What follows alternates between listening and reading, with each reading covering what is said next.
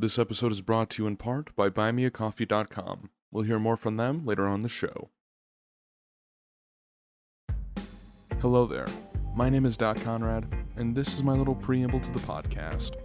First of all, I want to say thank you to all the wonderful artists and guests who helped make this show possible. I want to give a huge shout out to TheMetalHiro for not only being the guest, but the person who made today's icon for her episode, and possibly in the future episodes as well. They did an absolutely wonderful job transforming the wonderful artwork made by the graphic artist at Mellowscav, at MELOSCAV, and Shy Starfall, SHYSTARFALL. They're the ones who made our new icon, but this episode I wanted to go ahead and make it a little something special. So, I commissioned TheMetalHiro to make this episode's icon, and it looks absolutely fantastic. Also, I don't want to forget our wonderful artist who makes all of the character art for this podcast, at DoidaFlower, at DOIDUHFLOWER, and the wonderful promotional artist who made every single piece of promo art, at Andromeda_Snow on Twitter, ANDROMEDA_SNOW on Twitter. If you'd like to keep up to date with the show, follow the show on Twitter at Comms Open Podcast, as well as on Instagram, Tumblr, and Facebook. Today's guest is TheMetalHiro. She is an absolute delight to talk to. Her story is unique, it is interesting, and it's fun, and honestly, I just had a wonderful time talking to her. If you want to go ahead and follow her, you can follow her on Instagram and Twitter at TheMetalHiro, spelled exactly how the podcast episode is titled. So if you're at all confused, well, just go ahead and look at that. Anyway, I'll go ahead and get into the episode. I don't want to waste any of your time. So, without further ado, thank you so much, and have a wonderful day. Hello, everybody, and welcome back to another episode of Commissions Open, an interview podcast all about art in the digital age. Here you can hear the processes, stories, and lives of talented artists, voice actors, video creators, editors, musicians, and many other talented creators in the era of online work. I am your host, Doc Conrad. Today, I have the wonderful guest, and actually a little bit of an early fan, TheMetalHiro, is that correct? Yeah, it works. How do you pronounce I'm it? not sure either. Metal Hiro, I think. Metal but Hiro? it works. Mm-hmm. All right, let's go ahead and get right into it. How'd you come up with that name? That's an interesting one. I get that question a lot, and in truth, I just computer generated it like when I was like 14, like because I wanted the same username everywhere, and I didn't like want to like pick it like individually, so I went on this website that like tells you if it's open on like multiple medias, Mm-hmm. and it was like, this one's free. I'm like, oh, I'll take it. Well, either way, your style is iconic, I can definitely say, and Oh, you thank have you. you've made a name for TheMetalHiro either way. So it is Yeah. in one way or another, a lot of people can tell exactly that it is your work, and it associates your name with it. So I'm glad, good bit of branding on there from the computer generated website. Yeah, right? I like owe it something, I think. So, we're gonna go ahead and talk about a little bit of everything involved with your art to go ahead and start with. So why don't you go ahead and tell me a bit about your beginnings? How did you first start getting into art itself? Okay, so I've been drawing as long as I can remember. It's always been my number one hobby of mine. From the time like, I was a toddler. My mom like was really cool, and she like took all my drawings and she like put it in a box and like dated them all. So I can see like from the time I was like 2 years old, I was still like just like going right through paper and markers and Mhm. everything like that. Um, and I guess over time, it kind of became like something I wanted to do for as a career. Um, I don't remember there being like a certain like day or decision. I think it just kind of like morphed into that somewhere along the way. I realized you could do that as a job, and then I was like, oh yeah, that works for me. Mhm. Um, and yeah, so that's kind of how that things happened. It was like very like a natural progression. From early on in order to in like for discovery and improving your art.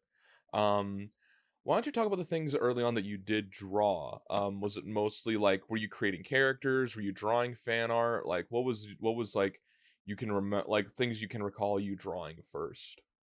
So when I was younger, I would draw like when I was like, really, really young, I would draw a lot of like cartoon characters from like shows that like I didn't watch because I didn't have cable. But like I guess it was like a yearning thing. Like I would like see them and I'm like, I want to draw that. So I would draw those and I would draw a lot of like princesses and things like that and like superheroes and ninjas, like the classic little kid things. Mhm. you know? And then it got into, I was drawing Dragon Ball Z, which got me into my anime phase that lasted way too long. Um, yeah, so I was drawing a lot of fan art for things like that and like or in high school host club and all that stuff. And, original characters were always sprinkled in there. I still have like characters I've had since I was the time I was like 12 years old, I think that I'm still like workshopping and working on and things like that. But I don't think I really got like particularly like attached to any characters until like, yeah, like, around the time I was like 12, 13. Mhm. Okay. Um, what is So you said that you originally drew like mostly that of like somewhat fan art cartoon characters that you saw, and then you moved on to original characters sprinkled here and there. And now that you've basically settled on working for not only working on commissions itself, but you've also worked on using your characters to tell a narrative story. And clearly from your Discord profile picture, you're a fan of Homestuck. Uh, and why don't you go ahead and talk about the growing process from like being like how you got into web comics and comic drawing itself and everything involved with that. Yeah, I can't believe I forgot that. That was the biggest part. There was a time for like 2, 3 years where I almost exclusively drew Homestuck. Um, that's actually kind of what got me into posting my work online was when I started drawing Homestuck work. Um, so I was, I think, 12 when I started reading Homestuck. And then I stopped for a little while. And then, like, when I was like 14 is when I like really picked up. It was around the time the big hiatus happened. Mm-hmm. And I was like obsessed. And I like, of course, I still am, but less so now. But like, I would draw it so much. And that was kind of what got um, people to look at my work. Um, but so because of that, like Andrew Hussey was always like a big inspiration for me because like I loved his work so much. There was nothing um, ever I had like read or consumed before that like I was so like into. Mm-hmm. Like I was emotionally invested, and like I loved the way he did like a combination of animation and music and things like that. And I was like, I want to do stories like that. Like I want somebody to cry over my work, you know? Mm-hmm. Like isn't that the dream? Um like isn't that the dream for someone to get mad at Yeah, your art? yeah. Strong um emotion and passion is one of the yeah. best things that artists want to feel. Yeah. Yeah, right. So I think from there he's always been like the person that like I like to base like my stuff off of, not in like terms of like plot, but more like I guess mood and aesthetic in a way. Mm-hmm. If that makes sense. I don't know if those are the right words, No, but I can definitely see it. like so my style is definitely influenced by his work, I think, Mm-hmm. as well as Brian Lee O'Malley. I loved Scott Pilgrim. That was another big inspiration. Um, Brian Lee O'Malley's work is what pulled me out of my anime phase, where I stopped drawing bad anime and tried to like actually develop like my own style. Mm-hmm. And so from then, those two inspirations made me kind of want to post my work. like my original characters. I wanted to share those more than I wanted to share my fan art because I had things that I was working on for a while that I was passionate about and I wanted to share with people. Mhm. Yeah. Now I can yeah, I can definitely go ahead and see your early inspiration involved with Andrew Hussey's work and Brian Lee O'Malley's. That's saying that I'm saying that right. Why Scott Pilgrim work, especially from the different sort of like ways you've like shaped your characters as well and kept Yeah, for things like that. sure. Um and you're currently working on Soul Searchers, is that correct? Uh-huh. Yeah, and why don't you go ahead and talk a bit about the comic creation process because I've talked to a traditional comic artist before, but I've never talked to a web comic artist. And like at least one that hasn't like made things involved and like uploaded them consistently. And of course, Consistently. more so like creating the characters and putting them onto a platform in which they can be uploaded on. Like I have people who are working on ideas, but you've taken the plunge and like made like a site to dedicated to like a profile dedicated to your web comic and creating a story for it. And why don't you go ahead and talk about that process of how you go through that? For sure. Okay. So, first of all, if anyone is listening and they read it, I'm so sorry that it's been on a little bit of a hiatus. But it's coming back. I'm working on it, I promise. So, for me, um, I tend to think about the whole story in my head before I put anything on paper. And it's like a process of like a couple months or years even. Like there's several other stories that I eventually would like to produce someday. Soul Mhm. Searchers just happens to be the first one I did something for. And that was because I needed something for a school project. And I was like, oh, I had ghosts and things. So that's, that was what it is. So like I think about the characters and the story and everything like that. And I make sure that I enjoy where it would go before I put anything on paper. And then from there, it's like pretty, simple. I just sketch out all the panels, put them on on the same page to make sure they flow in like a good direction and things like that. Mhm. And then I finish the panels and I put them on these really, really long canvases, stacked. So Webtoons does this thing where like you can scroll like down instead of to the side. So you want to make sure like they flow um, that way. Because I used to originally do it side to side because I was posting it on Instagram, but then I found it was kind of like awkward and clumsy. Mhm. Um, so I think that a major part of like, as much as like it's a hassle, um, the aesthetics of the panels is like almost as important as like what's going on because you don't want something to be frustrating to read. Mhm. Um, so like that's like honestly one of the biggest parts, just like trying to get it all to fit in a way that works and like it's super frustrating, but it works, Mhm. eventually with a little bit of elbow grease. Mhm. Um, and usually I like to plan, like I said, everything before I put things on paper, but also I will admit sometimes when it comes to soul searchers, there's a couple holes in place that like I dread because I'm like, oh, something's coming up soon that I have to make a decision. And so that's when I like sit down and I'm like, I write through all my options. I'm like, okay, this could either happen, or this could either happen, or this could either happen. And they all have like three things that could branch off of them. And then, Mhm. you have to figure it out, make sure. Um, I think that's, yeah, one of the more stressful parts because when you're planning things, it's all nice and easy because um, you're not sharing it with anybody. So if you decide you change your mind on something, you can just do that. But like once it's like starting out, there's many, there's like we're in the Homestuck fan, and we know that there's people that micro analyze every little bit of Mm. something.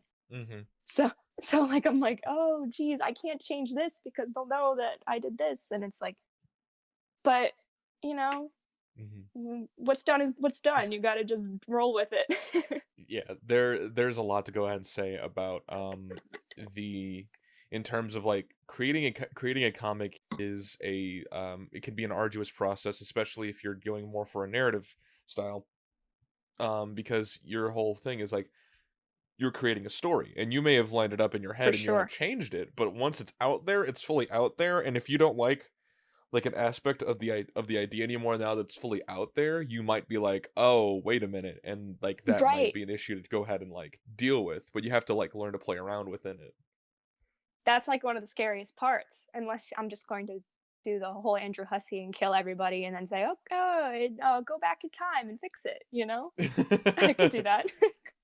But I don't know if that's gonna work for my narrative. No, I'm not certain of that. However, what I can say is that like your characters are clearly like recognizable and wonderful that you've already made, and as is your art Oh, style. thank you. So I'm certain that like even if you go through and you're not fully satisfied with this sort of thing, people will stick around for more and different stories that you have that like maybe you'll take a direction leading to a different route or something along those lines. And I'm certain that you've got like various ways of going about it. Um, but why don't we go ahead and talk a little bit about your other like let's go ahead and dissect the one that you have already, and give people a rundown who haven't heard about it, what it is, and Sure. we can eventually talk about the other one that you're planning on working on. Sure, sure. So, Soul Searchers is a webcomic on Webtoon. It's about a boy named Walter who suddenly dies, and he is introduced to the spirit world by two other spirits named Travis and Kay. And they're debating on whether or not they want to get him back to his body or not. So, he has a near death experience. He's in the hospital. Um, he's far away from his body now, and so there it's a quest to get him back to his body, but on the way Walter's trying to decide whether or not like living life is even for him or not. Mhm. And um that's like the general synopsis of the story, but like there of course there are different like paths it goes, there's like different things that goes through with it, and there's more stuff to it of course because you said you're still working on it and you don't want to spoil everybody yeah, of too like the course. ideas that you have. Yeah, um yeah, I don't want to entirely like spoil some of the things that are going along the way, but there's like going to be, more characters introduced, and obviously the two ghost characters, they have their own lore and backstory that we're going to get into and things like that. And I think um it'll be an exciting read if you're into, uh dark comedy, I suppose, if that's what it's called. I can definitely see it as that. There's some definitely dark comedic moments in there. And yeah, is there anything else you want to go ahead and talk about involving the process and creation of that webcomic, like as you've gone through with it? Because you still gave a little bit of it in a general sense. But is there anything that you've like worried about and debated on specifically on this webcomic that you're making right now? Oh, for sure. Okay. So this is about this comic, but also just like publishing comics in general. I think one of the biggest parts is the anxiety behind putting all this work into something that you care about, and then people not enjoying it. And that's something I struggled with for a couple years now. Like as I've been like working on things and like holding on to these ideas and being like, I don't know if it's ready yet, and things like that. And I feel like that's like a big problem for like a lot of young artists, and older artists alike too. Just artists in general. Um, they're like, I don't know if I want to share this because I don't know if anyone's gonna like it. And I knew that was a major problem I had when I was deciding whether or not I wanted to continue. Soul Searchers passed the first 9 panel update, the first one that I did for a school project, and I just posted to my feed like on a whim because I'm like, oh, I need something to post. Here's this homework assignment that I did. Hmm. Um, but when you think about it, like if you like something, the chances that nobody else in the world is going to like it is so impossibly slim. Hmm. There has to be at least like 1% of the world that's going to like it. And that is, thousands of people, millions of people. Yeah. So I think that's like knowing that is like the major hump you have to get over if you're trying to upload something or share something with the world, whether, whatever it is. And that goes for like regular art too. It doesn't have to be like a story comic. No, I can definitely understand that, especially as you already having a following. Getting you moving from like just strictly posting or fan art that you've made to making one that is more involved with like that is involved in a narrative sense. Like people are going to come initially for the art style and they enjoyed it, and then they'll go ahead and be interested further into the characters as well, and they'll grow Right. from that point. So it makes sense for you to go ahead and like you can, of course people are always nervous about like is it going to be good enough, but you've already garnered enough attention from the work that you've already made, and it always and it like further goes into the work that you've made now, and it like adds on to each other. Like new fans will find your art from the comic, and old fans that have known your artwork will find the comic because they liked your artwork, so it blends together. Right. There was definitely like a big surge when I started posting the comic on Webtoon, or the comic on Instagram, and I was kind of like, nervous. I was like, I feel like a lot of people are gonna jump ship like when I move it to Webtoons, because I don't blame people. Like they don't want to download another app. Like I've been there. Um, but it, I lost a little bit of followers, but if you don't post for 3 days, a lot of people just assume you're dead and leave anyway. Hmm. Instagram is tricky like that, and I'm just sure that everybody else, like all of the other medias, are like that, where you're just like they just drop like flies if you don't like do this very specific thing that they came for. But I think I went off track there. No, you're fine. You're fine. I'd love to hear more about that actually. The Evolving with like different the flippancy of followers, especially. That's an interesting topic I've never really gotten to hear about. Oh yeah, so yeah, when you have a large following on social media, I know that it can cause a lot of stress, and I'm sure it stressed me out at some point. I know it did. Um, but yeah, it's interesting when you think that when someone follows you, they're going to stick around for a while. But it's kind of amazing, like how, like when people are gaining, you see, like if there's an artist that's like popping off, and you're seeing like they're getting, hundreds of followers a day and everything like that. You're like, oh, they must be, racking it up. There's also like half that many people every day leaving, Hmm. which is like kind of crazy to think about.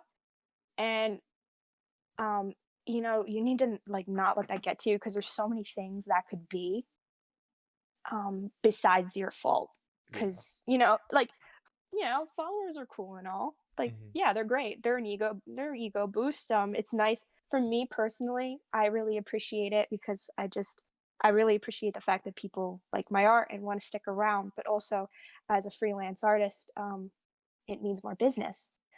It means more eyes on you to see like what you have to offer to um, the world of careers and things like that. Hmm. But when it comes, Yeah, it definitely makes sense.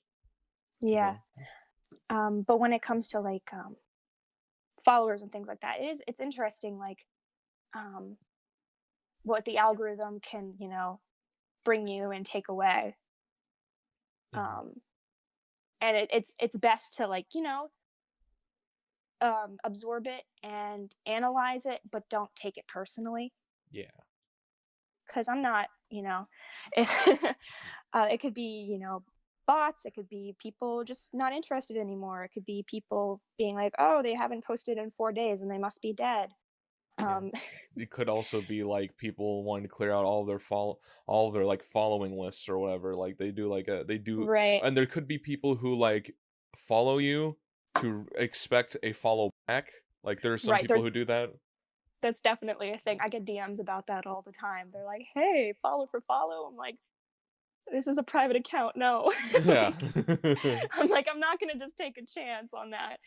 Um, yeah, but it's the algorithm on Instagram, I find incredibly intriguing. I really like love to like analyze that kind of stuff, not for not what is the word I'm looking for?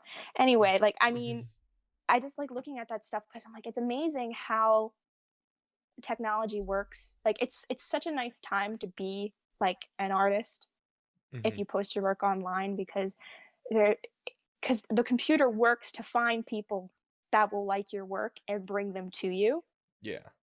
which is great for, exposure and business and things like that. So it's like really like interesting to look at things like that, like the states they come from and the ages they are and the gender ratio and all of that stuff. Mm-hmm. Like, it's just really like fascinating stuff. So I think at this point, when I see like a huge dip in like followers, which people don't see because at the same time I'm getting, you know, like double back. I don't see that and take it personally. I'm just like, wow, interesting, like how all of this works. If, Mm-hmm. I don't know if that makes sense. No, it does. It definitely does. And it's a good thing you don't take it personally because, like, I know a lot of people stress about those things to like the nth degree about like why is it that they lost this many? Like they were always concerned about, and there's a concern about like crunch and whatnot, especially like Yeah. working hard to make sure, like, really working and stressing yourself out over these things that like at the end of the day won't totally affect you. Of course, there Mm-hmm. are cases of like. Of course, there are cases of it to cause a concern eventually, but like For sure. this is not to be the case for you because one, your art's always quality, and Oh, thanks. your art style may like change up a little bit from here and there depending on what you wish to draw. But you have Mm-hmm. but like a majority of your art style is like very consistent. It's very clean. I love the work that you do, and a lot of other Thank people you. clearly do. And speaking of, I'd love to hear about like your commission prices because it appears to be like for a following as big as you have, it's very on the low end of things. Why don't you go ahead and talk about your commission prices and like how you've worked Ooh. in it, all that. Okay, sure. So I suppose they're quite modest. I like to go back every 6 months or so and either keep them the same or raise them depending on how well I'm doing in business. Um, Usually I raise them by like, $10 or so. Um, for me right now, with, I'm here and I'm home because we know we're all home. Mm-hmm. We're not allowed to leave. My day job, because I'm a student still, I work as a waitress. It's closed. I don't really have that like access pocket change that I wish I had. So, and people are home. I know this because I'm that person as well. Like, we're home all just wanting to spend our money Yeah. on things that entertain us. The whole switch shortage and buying clothes online and things like that. Oh yeah. And I think this is the perfect time for people to want to buy art as well. Mm-hmm. So I wanted to make it like accessible because I know that while I have a large following, I know that a lot of my followers are also young and don't have as much disposable income as other people. So I want to make it accessible for them as well. Mm-hmm. Um, but when it comes to the prices, they're solid there as long as you stick to the solid guidelines I gave in the list. Mm-hmm. But if you want anything above that, it immediately becomes a case by case, and that's when my more pricier commissions come in. Yeah. If you want to use it for like a commercial purpose, or you want someone wearing like a full suit of armor, or you want like a painted background and stuff, those are all things I can do. But at that point, that's like a case by case, and I throw the commission sheet out the window. Mm-hmm. And it all goes based on like, I'm guessing like in terms of like how well they work with you, how willing they are to go ahead and adjust to, like who you are, like as like as like an artist, like they're willing if they're willing to go ahead and like be nicer, like you'll go ahead and be like, okay, I can go ahead and work with you in this regard. But if you're like if they're a little bit more, you go for Yeah, for sure. you go for a little bit of a heavier price just because like you want to make sure that it's worth your time for dealing with these kind of individuals. And I've met like different clients in that regard, in I'm guessing your field and someone around mine that has to Yeah, deal with that. I've certainly met some characters. I'll say that. We'll get with it. Um, We'll get with that in a little bit. I want to talk a little yeah. bit about the kind of clients that you've dealt with, and more more or less your ideal clients. But I want to go ahead and talk a little bit, going back to your other webcomic that you're planning on working on relatively shortly, with all your fruit characters, your Oh fruit-based yeah, yeah. characters. I'd love to hear more about them.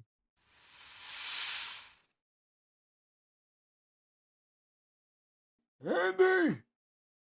Andy, you gotta come down. It's time for dinner.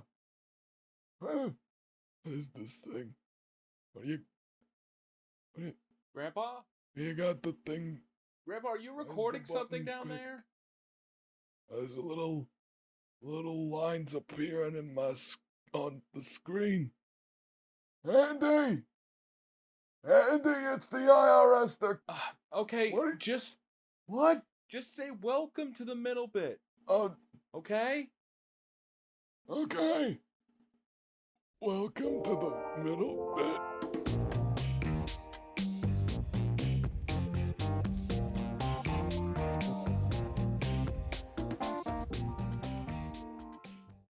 The first thing I'd like to say is that this episode is sponsored by BuyMeACoffee.com.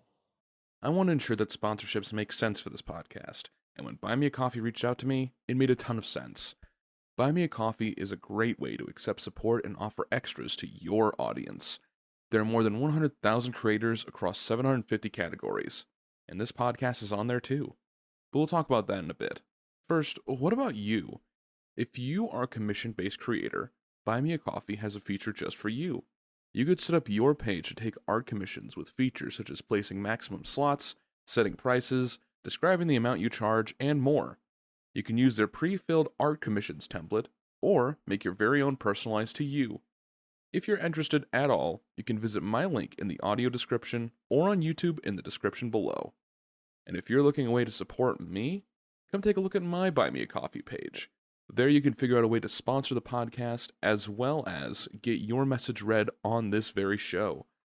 Thank you once again to Buy Me a Coffee for this opportunity, and I'm thankful if you support the show.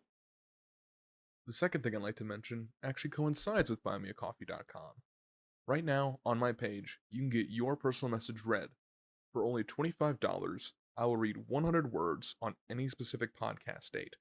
If a specific date is taken, I will negotiate for another date or have one close by, or as soon as possible. Right now, I have 10 slots set up, so you can get your message read on this very podcast right now. If you go to buymeacoffee.com/commsopenpodcast, you can get your personal message read today. That's buymeacoffee.com/commsopenpodcast. And that's everything. So far, this podcast has been going extremely well, and I really do appreciate all of the support that I've gotten over the past few months. This podcast has been my dream for quite a while, and getting a chance to work on it full time is actually amazing. Just if I have to go and say anything else, go ahead and follow the podcast wherever you get it. Subscribe, and I would love for you to go ahead and do so. Anyways, we'll go ahead and And oh, hey Gramps, what's going on? did you tell them to subscribe? Yeah, I did. They better have subscribed and followed the podcast wherever they get it, No, yeah, no, I did. Don't worry. or I'll swear I'll beat them over the head with this thing. Jeez, Gramps, it's fine. We're fine. What? Calm down. No, you calm down. No, please. You need to like. Where's my pudding? I don't know. Just stop. Just, go somewhere else. Okay.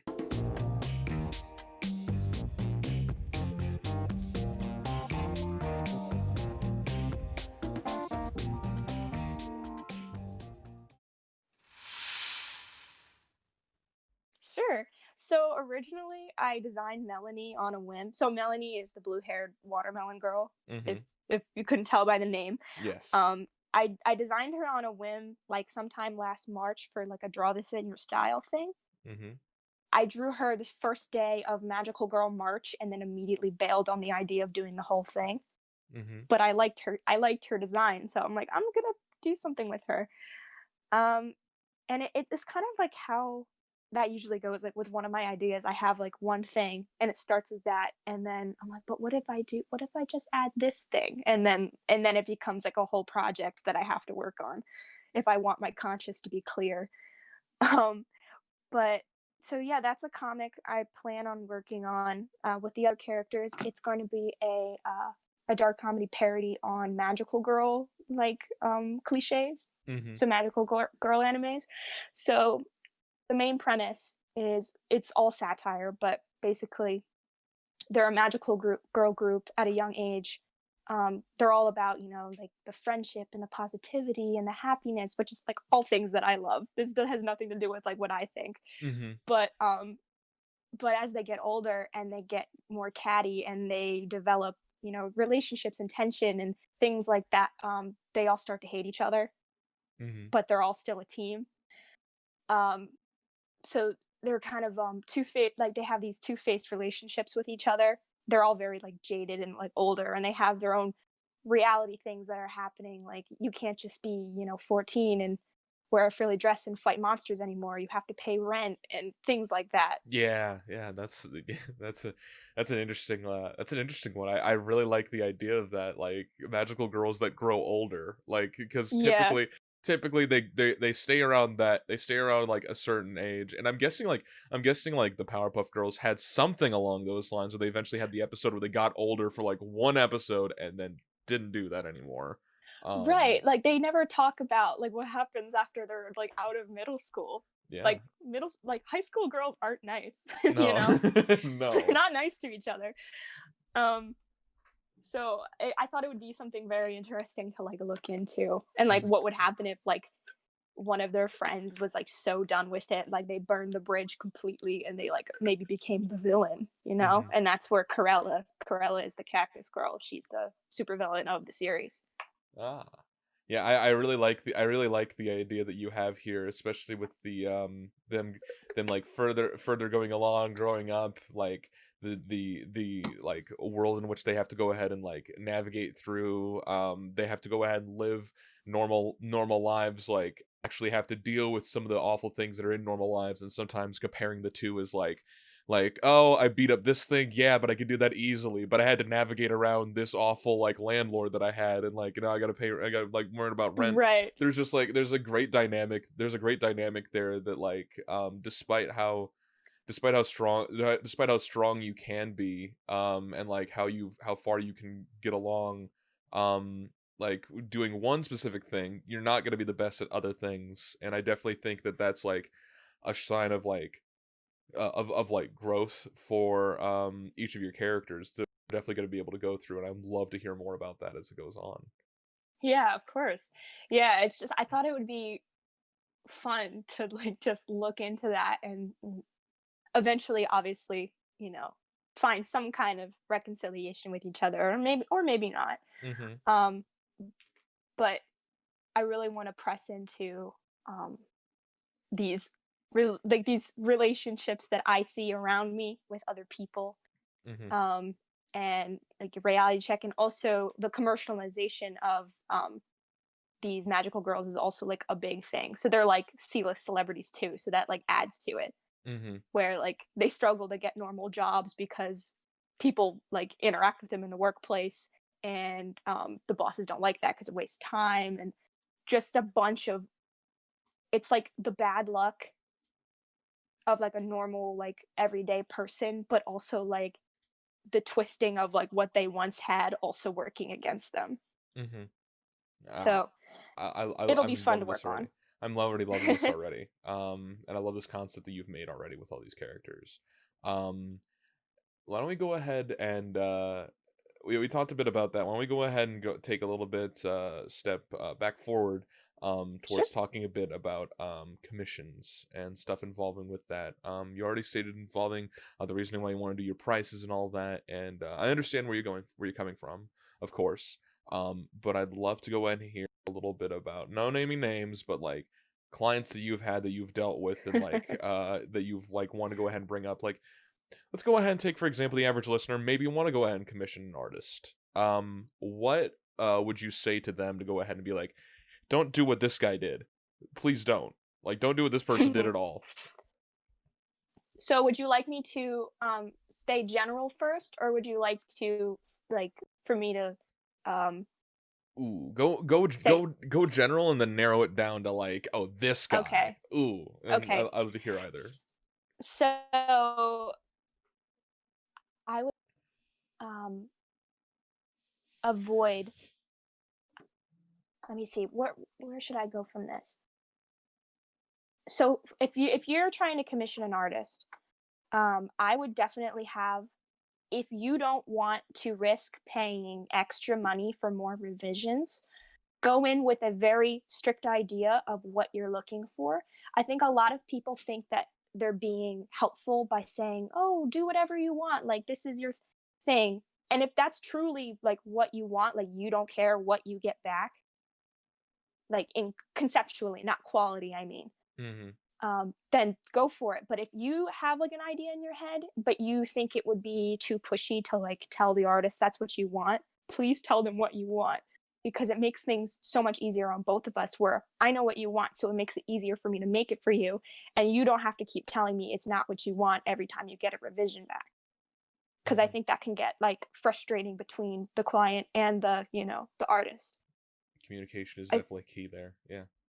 communication is definitely key. Um, don't try and say that the thing they gave you is not what you wanted when it totally was to get free art. Don't do that.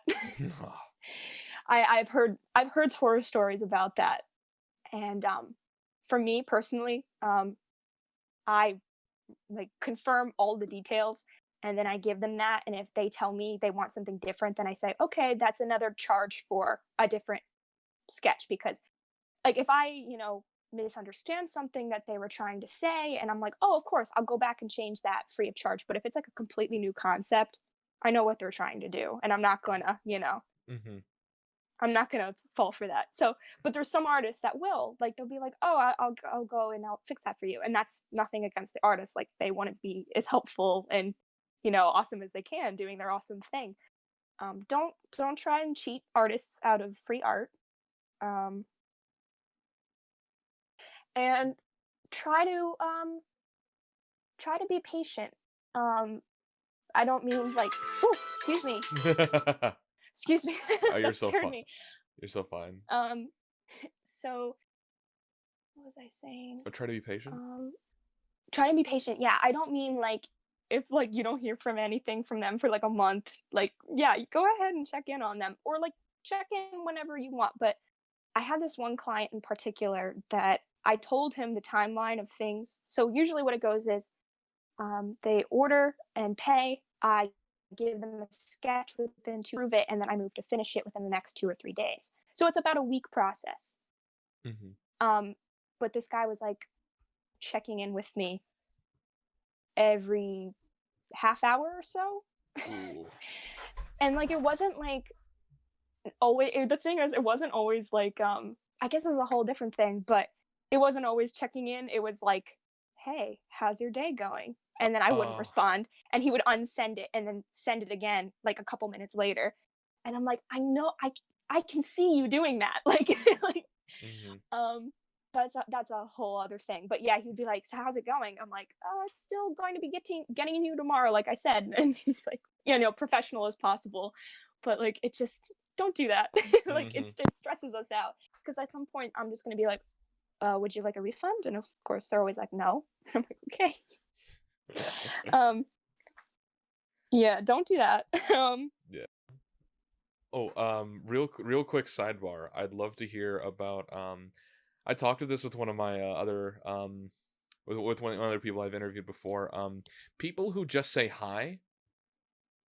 How often do you get that? Like, do you mean like Like when it comes to don't doesn't even want to go ahead and do a commission. They just say hi and just want to yeah, talk to you and try to be your friend. How often does that happen? I feel bad about this, but I have about 86 unread messages in my inbox right now, Mm-hmm. and they're all kind of like that. Yeah. Like, hey, how's it going? And like, I feel bad because I am naturally like an extroverted person. I don't find myself to be introverted whatsoever. But something about, at this point, with how long I've been working online and how long I've been selling my work and how long I've been keeping up my feed, this is not a personal account anymore, it's a business account. Mm-hmm. And so I'm not really there to, um, on that account anyway, make friends, especially when it's like one of those "hi, do you want to be friends" kind of thing. Like I can't deal with Yeah. that, because that's not how friendships work anyway. And it's it's hard sometimes because, like, I think it's so nice that people, want to interact and they want to be your friend and they want to, you know, um, have that connection with you. And it's wonderful because they're there because they enjoy your art and they appreciate what you do. Um, but it's hard because I'm tempted sometimes to answer people, not the ones that are like hi. I just ignore those. But like some Mm-hmm. people will like ask me a nice question, and I'm like, all right, I'm gonna give it a shot. And I did that recently. Like one person, like I noticed they comment a lot on my work, and then they DM'd me once, and I'm like, you know what? I'm gonna answer it. And I did, and then I winded up getting like 20 messages a day from that Mm-hmm. particular person, and I'm like, I regret this immediately, Yeah. because like I Yeah. want to be nice and like civil and have that like rapport, but I can't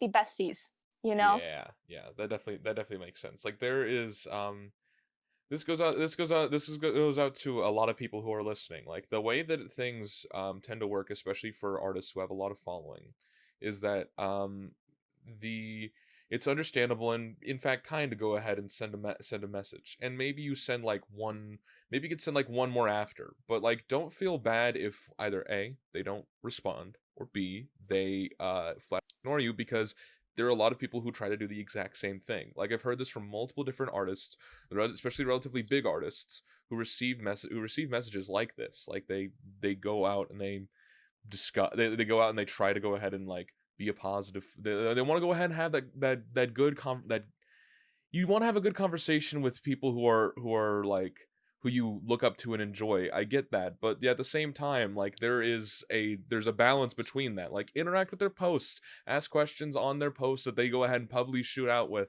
and like go ahead and do things from there. Interact with those things, but DMing people is like not under is it's understandable to go ahead and like want to go ahead and do, but it's difficult to go ahead and deal with. So Right. yeah. And sometimes it's nothing against you. I said sometimes, but I mean pretty much all of the time. It's nothing against you. It's just for something like that, especially for me, like sometimes I simply just don't have the time, like whatsoever, because I wake up and I, do my thing, and then I'm working on commissions or schoolwork until I go to bed, especially now because of, us being home. And I have like a influx in clients. So I don't have time to, sit and do small talk. I wish I did, but it's just not something I have, especially when I'm getting, a couple dozen DMs a day. Hmm. Um, and like, it's nothing against you if I don't answer. And like, sometimes people like, do you mean they say something really, really nice? And I'm like, oh, I'm gonna answer that when I have the time, and then I forget, and then it's way too long, and then I feel like I'm awkward for Yeah. answering. Like I'm like, oh, it's been 3 weeks.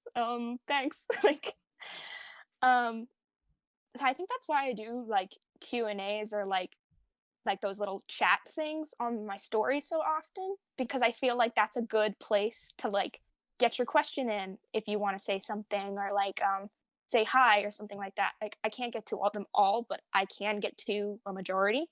Hmm. So that's a good place if you want to like ask a question or say something, or just say hi, because I'll respond to those too. Why not, because I really, really want to have good interaction with my followers. And I used to be, the person who replied to every comment, and I can't do that anymore. I wish I could, but I can't do that. Hmm. Um, so just know that like if you want to talk to me, I also want to talk to you too. It's just at this point, it's not something I can do on a frequent or expected basis. Yeah, that definitely makes sense. A lot of people are wanting to go and interact, and it's difficult to go ahead and keep up with it, but it's randomly solicited as well, and that can go ahead and like make it awkward on both ends for everything, especially when you finally do respond. So like it's one of those things where you don't want to set a precedent as well that you can all the time when you finally get a chance to do it once, and then it ends up Right. like not being the case. That one person in Yeah. particular, I feel so bad, but like from to this day, I still get messages and I can't open them. I'm like, I can't get trapped into this conversation about nothing. Like I appreciate that you want to talk to me, but nothing's even happening, you know? It's like the Yeah. hi, how was your day? Mm-hmm. I saw a boat today, you know, that kind of stuff. I'm like, ugh. Yeah. But either way, why don't we go ahead and get into talk about a little bit more about your client, a specific clients that you haven't exactly a specific client that you actually haven't like gotten a chance to go ahead and discuss really, but you want to go ahead and like bring up like this is this is not what you want to do. I'd love to go and hear about that, just because like I think it's important for other people to get like a specific example, like don't do this in terms of commissioning an artist. I'd love to hear about that. Sure. Sure. Um, I think that I've generally gotten very lucky because I've heard a lot of horror stories about people being like, this guy didn't pay me, or like, Mm-hmm. you know, stuff like that. That's why I do full payment up front. I Mm-hmm. never want to have to deal with that ever. But so I haven't had anything like that. But for the most part, it's a lot of um, people being too like open with their concepts, but also having internally, subconsciously, a very specific idea. Mm-hmm. Um, there was a time where I worked with somebody for 4 months alone on the sketch, and at this point, that was my learning, where I was like, okay, after a certain amount of revisions, I'm going to have to charge more, because at first the commission was going to be a really great deal, but by the end of it, I'm like, I feel like I basically lost almost time and money on this, because of how many times they're like, I want you to be super creative with this and do whatever you want, and then but when I gave them their sketches, they're like, I don't know if I like any of these. And I'm like, Mm-hmm. I was giving them like 5 or 6 at a time, you know, every couple days. And it was exhausting. So try to go in with either a specific idea of what you want, because that is so very much appreciated by artists, to be Mm-hmm. like, I want this character wearing this, posed like this. And if you don't have all of those are fine. But it's just like, what I'm trying to say is, don't be afraid to tell the artist that you're paying for art what you want, because you're paying for it. So you should get exactly what you're looking for. Yes.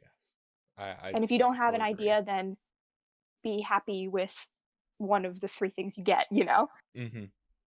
Yeah, and maybe you don't know exactly what you want, but you want a general idea. Like I get it, but like the main thing is to like communicate that as well. Just because you like the artist's the artist that you commission's particular art style doesn't mean they're gonna give you exactly what you want. You get a full Right. when you see a finalized product, you go through and you see like, oh yeah, I like that, and you like their particular art style, and then you go from there and you want permission from them. But also you have to recognize that like first off, there's the process initially that you may not see exactly what you want to get from that. And two, the idea that you've seen, that you like what you've seen, has come from a perspective of, oh, I just randomly happened upon that thing. But when you want to request something, there's a lot more in your head that you like get specific in the details about. So you got to like make those two neurons fire at the same time and recognize like, just because I like their finished art and the way that they presented their characters and out of their idea and their passion, and I like it, and I want something in the similar art style, but I have like not really a general idea of it. Oh well, I'll just go ahead and bring it to them. No, you have a general idea, but now you have to go ahead and specifically like figure it Right. out and point it out to where you want it in your head. So you got to take some time to think about it that way. It's Yeah. And especially also, about if you, no, you keep going. no, that's basically it. Go on. Okay. So like what I was trying to say, like, and if you really don't have an idea, you're like, I have this character, I want to draw, I want to have a bunch of other people draw it any way they want. That's awesome. That's super cool of you, certain artists though, they will charge extra if they have to come up with it conceptually. Like character sheets are awesome, but if you don't have one and you're like, I need you to draw my OC, it has purple short hair and gives all the details and stuff. There's so many ways you think you can be as specific as possible, but there's so many ways compositionally what you're saying could come across, and that takes some brain power for people, and they might charge you extra. So if you think your commission is going to be $40 and it winds up being 50, 55, like that's where it's coming from, the conceptual phase, because that's just as important as the quality and like the actually putting forth the art. Definitely makes sense to go ahead and have all that planned out and everything like that. We're wrapping up towards the very end of the interview, like getting closer and closer to it. So as this goes on, I'd love to hear a little bit more about yourself, because of course your art is not everything. Your art itself is not everything. Of course, sometimes like it might be the case of like you spend a lot of time working on it. But why don't we go ahead and talk a bit about who you are? Who I haven't really gotten a chance to go ahead and hear more about who you are, and like as much as you're willing to go ahead and talk about who are you? Huh. That's interesting. I don't really get asked that a lot. In what are you looking for, anything specific, or Um I'd love to go ahead and just hear what you who do you think you are? I'd love to hear about that. as much as I do art and I'm a creator. That's who I've always been. I've always wanted to be, a creator and create things, and it's a big part of my personality, but it's not. It's definitely not all of it. Mm-hmm. For sure, it's a big part, but it's not all of it. You know, I It's funny. Sorry, I never get like personal questions like that before. Mm-hmm. Um, I For me, I like to make people happy with what I'm doing. Um, and that comes with, I'm a natural extrovert. I like being around people. I am kind of as much as I, do art and I illustrate a lot, and I guess objectively I have that talent. I'm kind of a bad artist. Like I don't really have knowledge of like art history and like technique and things like that. I never um, had any classical training on anything, so I kind of just do whatever my eyes and like my heart feels right Mm-hmm. about things. So it's very hard for me to like have like technical conversations about art, Mm-hmm. which is funny because I get a lot of questions like that. And they're like, what do you think about so and so of something date? I'm like, I don't know who that is. Um, I just draw cartoons. Um, Man, I feel like I'm not actually saying anything. Am I saying anything? You're fine. It's a very awkward question just to be randomly asked. I don't know if I could for certain answer it myself. Um, how about in this regard? I see your artwork as something that is very much unique to you. You have your particular style, and your work has been developed from an early stage, moving on to one that is very much it's very much like your own. You have the way that you shape your characters, the way you have colors, the way you're able to squash them and stretch them, and like you have a general idea of how you want things to look at. I'm guessing for the beginning process and then towards the end. You have wonderful characters that I've seen that you've created, and I'm guessing taken parts from things you've either seen in real life or the ways that you've felt. You've had a plenty of chances to grow further as an artist, and you've taken each and every one of them. You've moved beyond simply becoming just a fan artist to one where you create your own characters with personalities, different stories, and you're making like great headway involved with that. Your commissions, I'm guessing, are like absolutely wonderful. In fact, I'm considering getting one from you, just like from how absolutely like bright and colorful each of them are, and how you can like subvert your expectations with your narrative storytelling as well. Despite all of that, you are very expressive with your art. I love seeing each of your characters' faces involved with it. The way that you've shaped each of them has been wonderful. And I know that's mostly talking about your art, but the main point of it all being is that like I can definitely see you moving forward as someone who as an artist who can continue to grow and learn even more than you have already. And you are one that will continue to grow, especially. And I know the follower count, like you may say, like while you are an extroverted person, you're very positive in that regard. I'm glad to go and hear about that, because I know a lot of artists don't have that sort of thing going for them. But I know that like sometimes it can get to you, and I want you to know that like your art is always really quality. Like even your short sketches are like, even your small little sketches that you share and you're not entirely sure about, like it's always something that you may be conscious about, but they look wonderful as well. Your flats, your deep individual colors, I love your backgrounds, like everything about it. You have got talent, and I can definitely go ahead and hear that. I can definitely see that a lot. So I didn't know I was gonna I didn't know I was gonna cry on this podcast, Doc. Thank you so much for everything that you just said. I try to go ahead and let artists know that a majority of the time that there's a reason why I have them on this podcast. It's to go ahead and let them know that the creations that they make are wonderful, and that the numbers on the screen aren't exactly everything. Like they aren't everything that you can see. Like it's always going to be hard to go ahead and hear that. It takes some time to go ahead and fully process it all.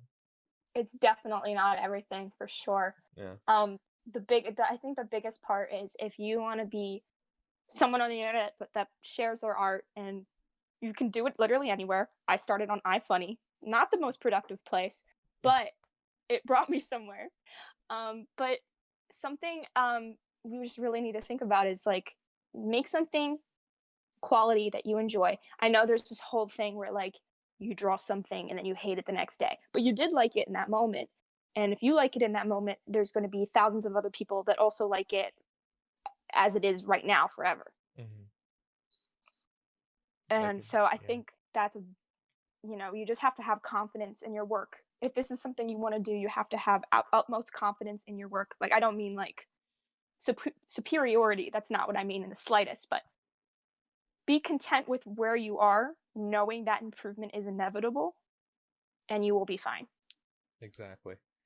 And on that note, I think that is a wonderful statement to go and wrap things up. For all the aspiring artists out there, work on your work, and don't be content, but be happy.